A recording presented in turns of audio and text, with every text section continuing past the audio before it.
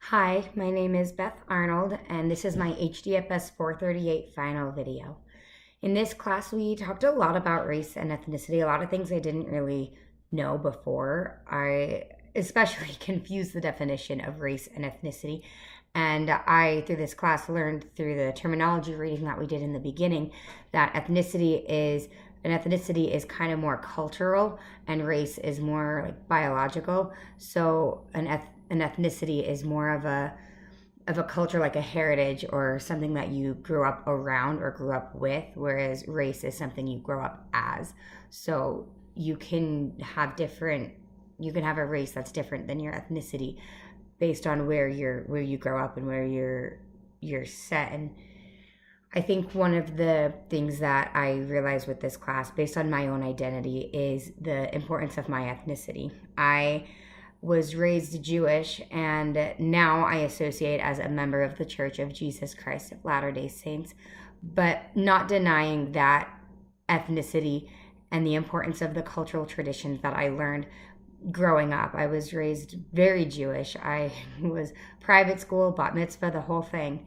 And now I don't as much identify as Jewish, even though culturally and ethnically I still am.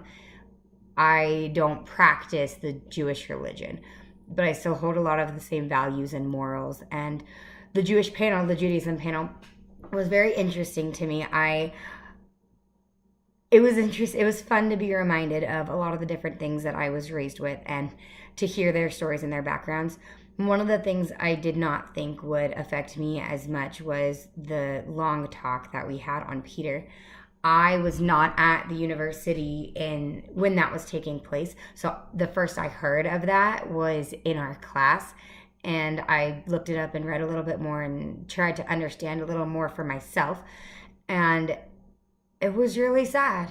It hit me a lot harder than I thought it would, considering I don't identify as Jewish anymore.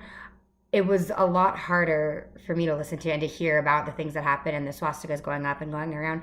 That was something that I did not think I would be as much affected by. Another of the important topics that we talked about in our class this semester was white fragility and whiteness in general.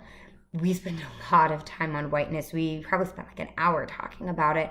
And I think a lot of the time that we were talking about it, I was kind of standoffish. I agree with a lot of it, but there are some parts of it that I didn't necessarily agree with. I think that a lot of the things that went on that board were not only white people. Like, not only white people do some of the things that were on those board. Not going to be specific, but the white fragility of realizing for me that I don't have a lot of racial stamina, and I do have white fragility where when people start talking about race, I generally try to back out of the conversation, change the conversation, talk about something else. I have a hard time talking about race, and that was kind of shocking to me. Being white, I've never thought about it. I can spend time with black people, with Mexican. I can spend time with people of other races, of other color. I guess we're not supposed to use that word, sorry. But I didn't think that it would hit me that hard. And it did. I do want to work on my racial stamina. I want to be able to talk about race for longer than 5-10 seconds before I get uncomfortable and try changing the conversation. This class was very uncomfortable for me because I do have very low racial stamina, and that is something I want to improve on. That's something that this class taught me, is just the amount of time I spend talking about people, talking and learning about different people, the more I can understand them. I still stand by my thought where if you do it gracefully and respectfully, there's still nothing wrong, in my opinion, with asking somebody about their experiences.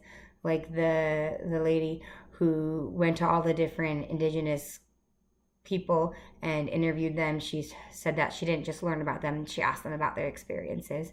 And if I gained anything from this class, it's that I need to be more open to asking people about their experiences and learning more about them.